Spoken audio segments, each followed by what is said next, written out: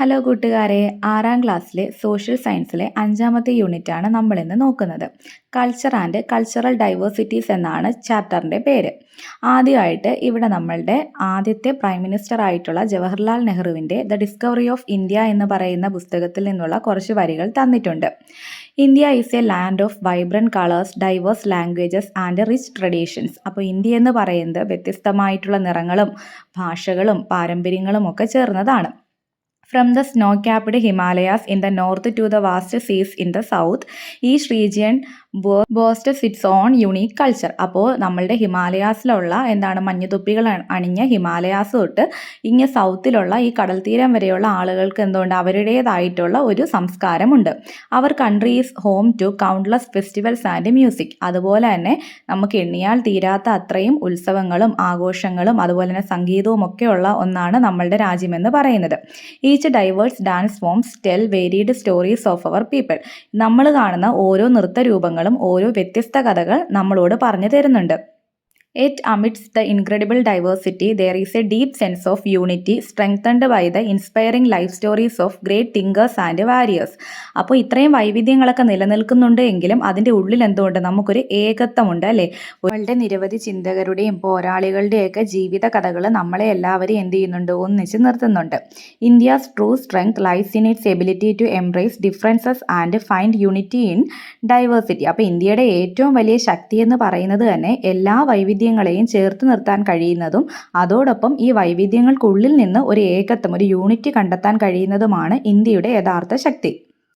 These are the words of our first Prime Minister Jawaharlal Nehru in his book The Discovery of India, describing the diversity of India. അപ്പോൾ നമ്മൾ ആദ്യമേ പറഞ്ഞല്ലോ, ഇന്ത്യയുടെ ആദ്യത്തെ prime minister ആയിട്ടുള്ള ജവഹർലാൽ നെഹ്റുവിൻ്റെ the discovery of India എന്ന് പറയുന്ന ബുക്കിൽ ഇന്ത്യയുടെ ഡൈവേഴ്സിറ്റിയെ പറ്റി പറഞ്ഞിരിക്കുന്ന ഭാഗമാണ് ഇവിടെ തന്നിരിക്കുന്നത്.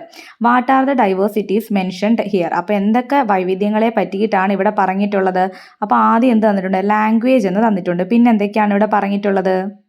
അപ്പോൾ എന്തൊക്കെയാണ്? Festivals, traditions, music, dance forms, geographical features, ഇതൊക്കെ എന്ത് ചെയ്യുന്നുണ്ട്? ഇവിടെ പറഞ്ഞിട്ടുണ്ട് അല്ലേ? ഇനി ഈ പേജിൽ എന്താണ് പറഞ്ഞിരിക്കുന്നത്? ഇവിടെ മൈൽസുർ മേര എന്ന് പറയുന്ന ഒരു ദേശഭക്തി ഗാനത്തിൻ്റെ വരികൾ തന്നിട്ടുണ്ട്. അപ്പോൾ നിങ്ങൾ ഈ ഗാനത്തിൻ്റെ ബാക്കി ഭാഗമൊക്കെ കണ്ടെത്തി ഒന്ന് ചൊല്ലി നോക്കുക. അതുപോലെ മറ്റ് ദേശഭക്തി ഗാനങ്ങളൊക്കെ നിങ്ങൾ കണ്ടെത്തുക. ഇനി അടുത്തത് എന്താണ്? കേരള പിറവിയോടനുബന്ധിച്ച് തയ്യാറാക്കിയ ഒരു ബ്രോഷറാണ് ഇവിടെ തന്നിരിക്കുന്നത്.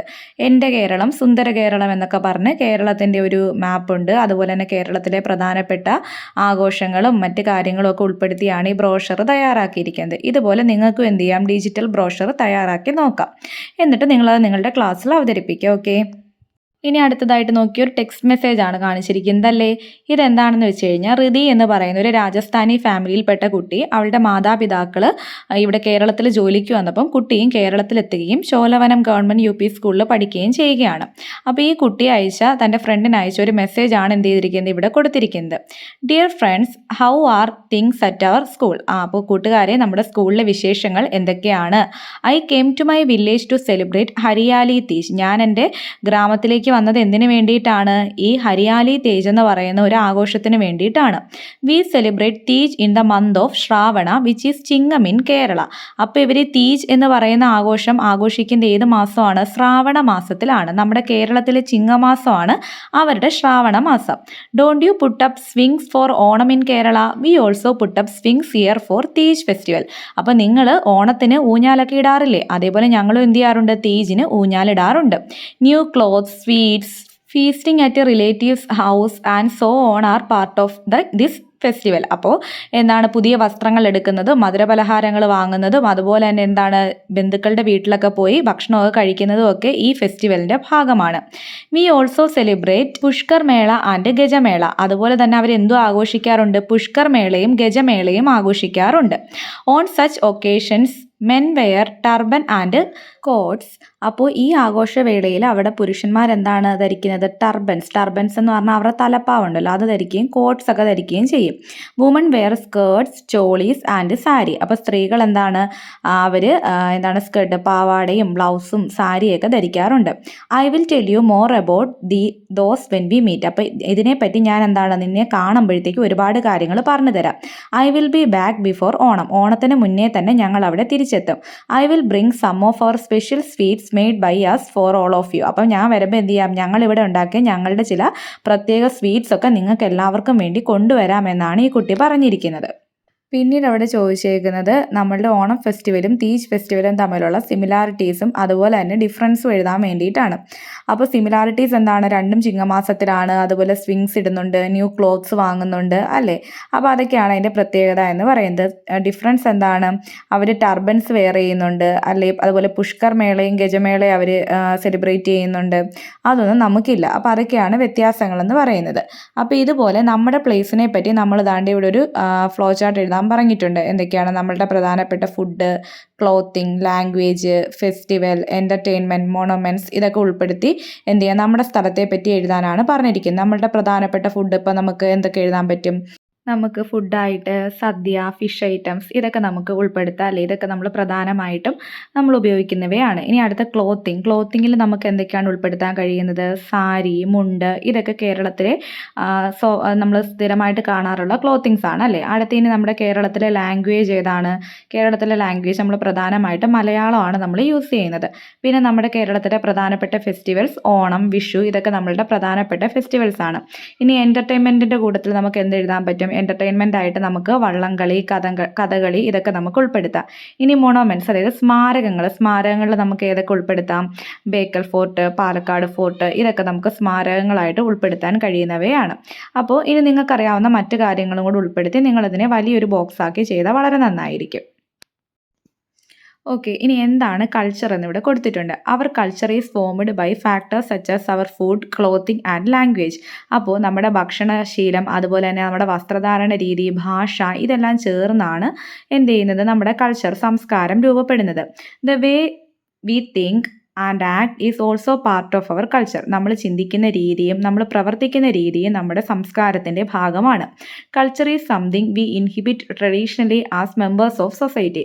ഒരു സമൂഹത്തിലെ അംഗങ്ങളെന്ന നിലയിൽ ട്രഡീഷണലി നമുക്ക് ലഭിക്കുന്നതാണ് കൾച്ചർ എന്ന് പറയുന്നത്. All the achievements of humanity can be termed as culture. മനുഷ്യരുടെ എല്ലാ നേട്ടങ്ങളെയും നമുക്ക് കൾച്ചർ എന്ന് പറയുന്ന പദത്തിലൂടെ അർത്ഥമാക്കാം.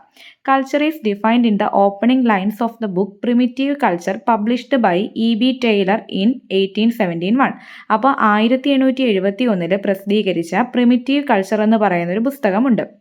ആരാണ് എഴുതിയത്, E.B. ടൈലറാണ്. ഇദ്ദേഹത്തിൻ്റെ ഈ പുസ്തകത്തിലാണ് കൾച്ചറിനെ ഡിഫൈൻ ചെയ്തിരിക്കുന്നത്.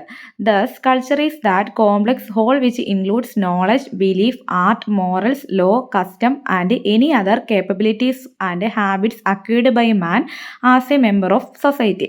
അപ്പം ഒരു സൊസൈറ്റിയുടെ അംഗം എന്ന നിലയിൽ മനുഷ്യർ ആർജിച്ചെടുക്കുന്ന എന്തൊക്കെയാണ്, അവൻ്റെ അറിവ്, വിശ്വാസം, കലാപരമായിട്ടുള്ള കാര്യങ്ങൾ, മൂല്യങ്ങൾ, നിയമങ്ങൾ, ആചാരങ്ങൾ, അതുപോലെ മനുഷ്യരുടെ എല്ലാ കഴിവുകളും എന്തിൽ വരുന്നുണ്ട്, ഈ കൾച്ചർ എന്ന് പറയുന്ന ടേമിൽ വരുന്നുണ്ട് എന്നാണ് E.B. ടൈലർ പറഞ്ഞിട്ടുള്ളത്. Culture is what sets humans apart from other species. മറ്റ് ജീവികളിൽ നിന്ന് മനുഷ്യനെ വ്യത്യസ്തനാക്കി നിർത്തുന്നതാണ് അവൻ്റെ culture. Each individual is born into a unique cultural context. It is through the process of socialisation each individual acquire their own culture. അപ്പോൾ എല്ലാ മനുഷ്യരും എന്താണ്, ഒരു പ്രത്യേകമായിട്ടുള്ളൊരു സാംസ്കാരിക സാഹചര്യത്തിലാണ് ജനിച്ചു വീഴുന്നത്. എന്നിട്ട് സോഷ്യലൈസേഷൻ എന്ന് പറയുന്ന പ്രക്രിയയിലൂടെ ഓരോ ഇൻഡിവിജ്വൽസും എന്ത് ചെയ്യുന്നു, അവരുടേതായിട്ടുള്ളൊരു കൾച്ചർ അവർ അക്വയർ ചെയ്യുന്നു. അപ്പോൾ എന്താണ് socialisation? Socialisation is the learning process through which we learn how to behave and interact with the society we live in. അപ്പോൾ സോഷ്യലൈസേഷൻ എന്ന് പറഞ്ഞു കഴിഞ്ഞാൽ അതൊരു പ്രോസസ്സാണ്, ഒരു പ്രക്രിയയാണ്. എന്തിനുള്ള പ്രക്രിയയാണ്? എങ്ങനെയാണ് ഒരു സമൂഹവുമായിട്ട് പെരുമാറേണ്ടത്, എങ്ങനെയാണ് പ്രതികരിക്കേണ്ടത് എന്നൊക്കെ നമ്മൾ എന്ത് ചെയ്യുന്നു, ഒരു സൊസൈറ്റിയിൽ നിന്ന് പഠിച്ചെടുക്കുന്നതിനെയാണ് നമ്മൾ സോഷ്യലൈസേഷൻ എന്ന് പറയുന്നത്. It begins at birth and continues throughout our lifes. നമ്മൾ ജനിക്കുമ്പോൾ മുതൽ നമ്മുടെ ജീവിതകാലം മുഴുവൻ ഇതിങ്ങനെ തുടർന്നുകൊണ്ടിരിക്കും. Family, education, peers, media and so on are factors that help in the socialisation process. അപ്പോൾ ഈ പ്രക്രിയയിൽ നമ്മളെ സഹായിക്കുന്ന ആരൊക്കെയാണ്? നമ്മുടെ ഫാമിലി, അതായത് നമ്മുടെ കുടുംബം, അതുപോലെ എന്താണ് നമ്മുടെ വിദ്യാഭ്യാസം, നമ്മുടെ സമപ്രായക്കാർ, നമ്മുടെ മാധ്യമങ്ങൾ, ഇതെല്ലാം നമ്മളെ എന്തിനു സഹായിക്കുന്നുണ്ട്? സോഷ്യലൈസേഷന് സഹായിക്കുന്നുണ്ട്. Art, music, literature, philosophy, religion, science and so on are all different components of culture. അപ്പോൾ കൾച്ചറിൻ്റെ കമ്പോണൻസ് ആണ് എന്തൊക്കെയെന്ന് പറയുന്നത്? Art, music, literature, philosophy, religion, science ഇതെല്ലാം കമ്പോണൻസ് ആണ്. All these are human made. ആറിൻ്റെ ഇവയെല്ലാം മനുഷ്യർ തന്നെ നിർമ്മിച്ചെടുക്കുന്നവയല്ലേ. That is why culture is consider to be human made. അപ്പോൾ ഈ കമ്പോണൻസ് എല്ലാം മനുഷ്യനിർമ്മിതമായതുകൊണ്ട് തന്നെ കൾച്ചറിനെ നമ്മൾ മനുഷ്യനിർമ്മിതമായി കരുതുന്നു.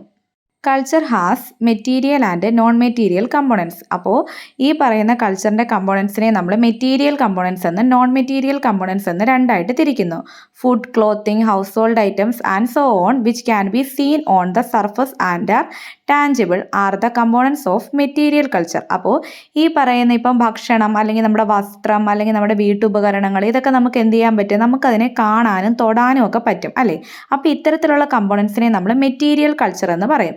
But beliefs, thoughts, ideas and so on which are invisible and intangible are components of non material culture.